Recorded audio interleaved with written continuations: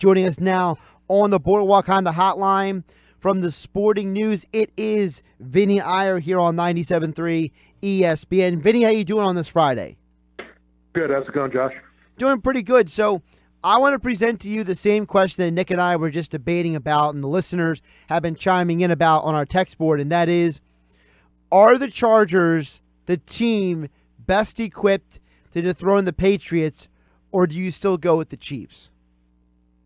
Well, it's all circling back to what Sporting News had early in the season, which is the Saints beating the Chargers in the Super Bowl. So I can't say I'm surprised by what's developing here. And part of it is I thought that the Chargers are a dangerous team because they can win anywhere. They don't really have a home field advantage.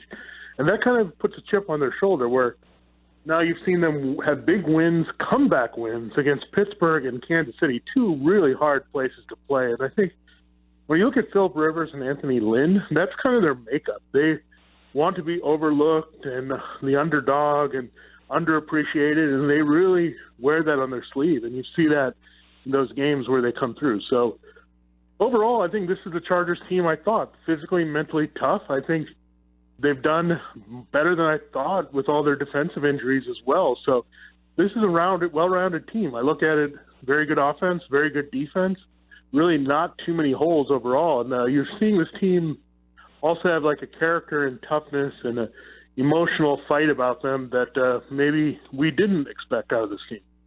Vinny, the only reservations I really have about the Chargers are they haven't won a huge game aside from last night. Philip Rivers, historically in the postseason, is not that great. You're also going with a guy, Anthony Lynn, who's never coached in a postseason game before. So just to kind of counter it, if the Chargers really are the best matchup for the Patriots, potentially, say in an AFC Championship game, to me, I cannot trust the Chargers to go into Foxborough and beat Tom Brady, Bill Belichick, and the Patriots, where I can maybe trust the Kansas City Chiefs at home at Arrowhead, having the Patriots having to come to them for a chance to go to the Super Bowl. Yeah, I mean, there's a lot to be said for that because we didn't know with the Jaguars, but we know how close the Jaguars came as an emerging team last year. Really, if they had been a little bit more aggressive, probably are playing in the Super Bowl, and maybe we have a little different narrative from what we saw last year. So I think the Chargers, what I like about them is they're relentless and they're unafraid. And, I mean, I thought they were going to wilt against the Steelers when they were down 16. I thought, oh, for sure, they're done against the Chiefs. Philip Rivers has thrown a couple interceptions. He's going to throw probably one more near the end of the game, and that's that. So I think they're defying a lot of things that I expected out of them. And they're not a perfect team by any means. They really struggle to stop the run now. They're gotten loose there without Corey Liuget and Denzel Perryman. So they have a big weakness there, but they have a very good secondary overall, even after losing Jason Verrett there. They've got a very good offense. They can run or pass on you. So there are a lot of different ways the Chargers can beat you, and that is a dangerous team to anyone in the playoffs. So I look at this Chargers team, and I'm trying to look at the scope of the AFC as well. Obviously, you have to put in New England as probably a favorite to get back to the Super Bowl. Kansas City and the Chargers are grouped into there. I mean, who else really in this AFC can challenge these top three teams? I get the Chargers right now would be a wild card team based on the tiebreakers with the Chiefs, but is there really any other team that's emerging in the AFC that we're not really talking about besides New England, Kansas City, and LA?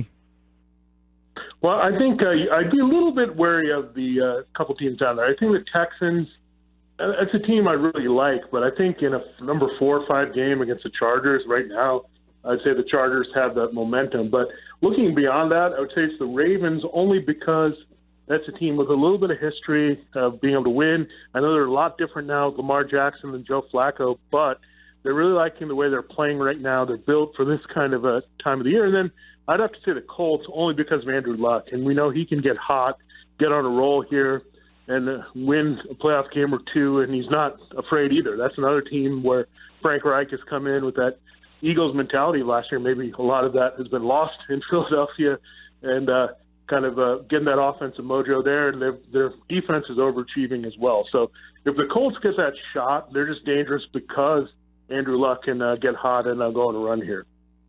Vinnie Iyer of the Sporting News joining us on the Boardwalk on the Hotline here on 97.3 ESPN. Josh Heading and Nick Costco here on the Sports Bash.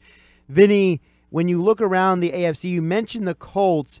what are your impressions of what you've seen from this Colts team? Andrew Luck is probably going to win Comeback Player of the Year. Frank Reich is obviously a candidate for Coach of the Year. I feel like the Colts are the kind of team that if you are a lot of these teams in the postseason, maybe not as much the Patriots because, it's Bill Belichick and Tom Brady, but, if you're the Chiefs, if you're the Ravens, you see Andrew Luck on that playoff game and you might be a little wary, right? Yeah, definitely. I mean, he's a guy that can definitely take over a game. Things don't have to be going right at all. He may not have a running game, but he can just sling it around. And I think you look at the change with Frank Reich. It's getting the ball out of his hands quickly.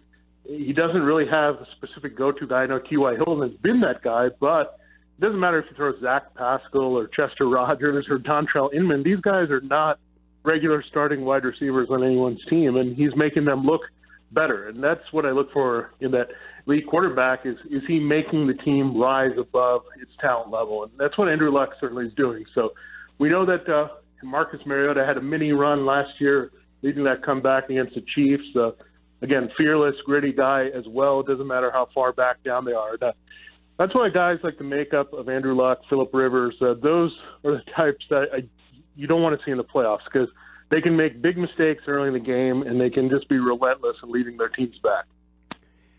Vinny, who is going to win the AFC North? I mean, it feels like the Steelers.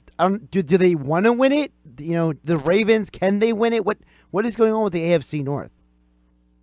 Yeah, I mean, this is concerning for the Steelers. It's really not because they just lost all these games in a row there and haven't beaten the AFC West, but it's what's ahead. It's the Patriots and the Saints back-to-back.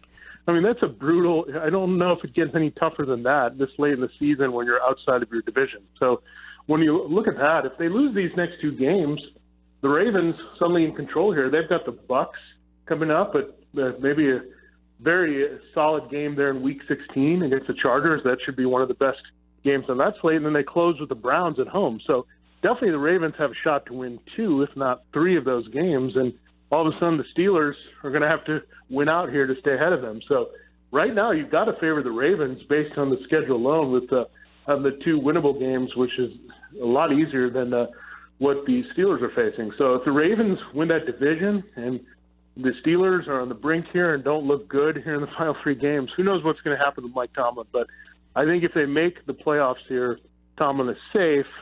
I don't know if it's going to be that great, however, if they're a one-and-done as a wild-card team, which is very possible this time. Vinnie Iyer, the Sporting News, joining us. Vinnie, I'm going to maybe blow your mind a little bit, but I don't think it's too far-fetched to say the Cleveland Browns could win out and cause some trouble for the Steelers and the Ravens, and who knows, if a lot of things break the right way, we could be talking about the Cleveland Browns being the AFC North champions in a bad year for the division. Yeah, I wrote about that as well, and this is a team to watch out for because you look at the Ravens, they have the Bucs, and that's a game where you feel pretty good about that they're at home. The Chargers, again, that's pretty tough in Week 16, and then you have them head-to-head against the Browns. So it would be very interesting if this division suddenly came down to the Ravens and Browns there in Week 17, which is very possible.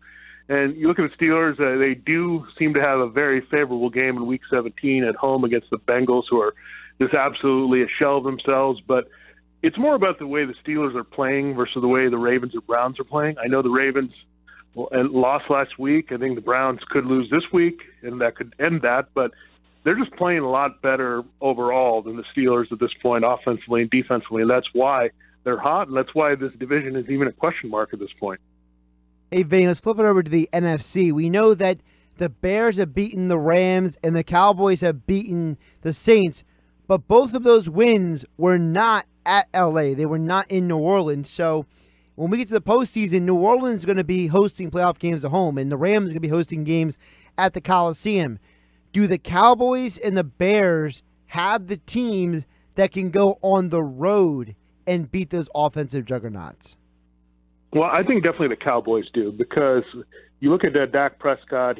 Early in his career, he had some big wins against Pittsburgh and Green Bay where he was really unfazed in those type of situations. So, and Dak Prescott's another guy. He's going to be fearless. He can make a lot of mistakes early in games, but then just make some amazing throws late as well. And they have a little bit of experience with him in the playoffs. So that definitely helps. Mitchell Trubisky with that shoulder, who knows? I don't know how far they can hide him here down the stretch, because eventually he's going to have to throw it and throw it effectively for them to win. So that's my biggest concern with the Bears, is that everyone's looking at how dominant their defense is, and I think it is very good, but I don't think there's any dominant defense. I think there's a defense that can disrupt a few things and really take advantage of an off game, like we saw with Jared Goff and Drew Brees in those 2 losses. But overall, consistently dominating teams like that, especially on the road, I don't see that happening. So Bears and Cowboys, it's a good story for both those teams in the division to kind of take control there. But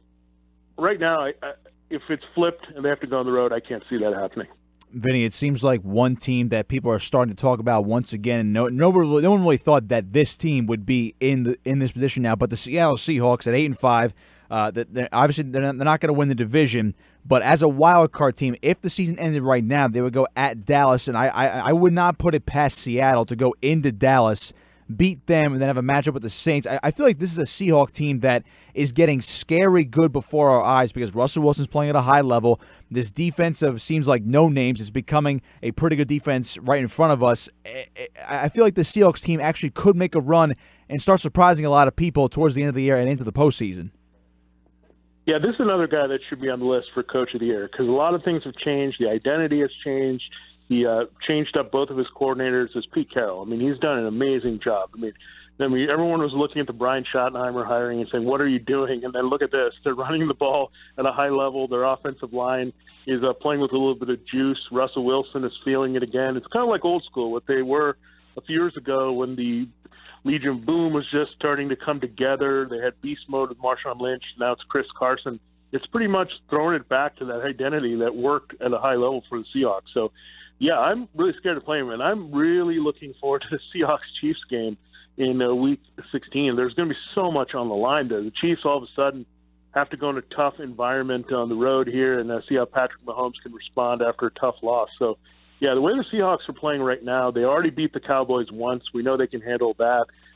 They did lose to Chicago early this season, but I think the Seahawks are much better than that particular game early in the year. So, Seattle is just going to be a tough out just because they have a lot of experience with Carroll and Wilson. He is Vinnie Iyer of the Sporting News. Give him a follow on Twitter at Vinnie Iyer. Vinnie, appreciate your time on a Friday and enjoy the football this weekend. All right, thanks a lot, guys. Have a good one.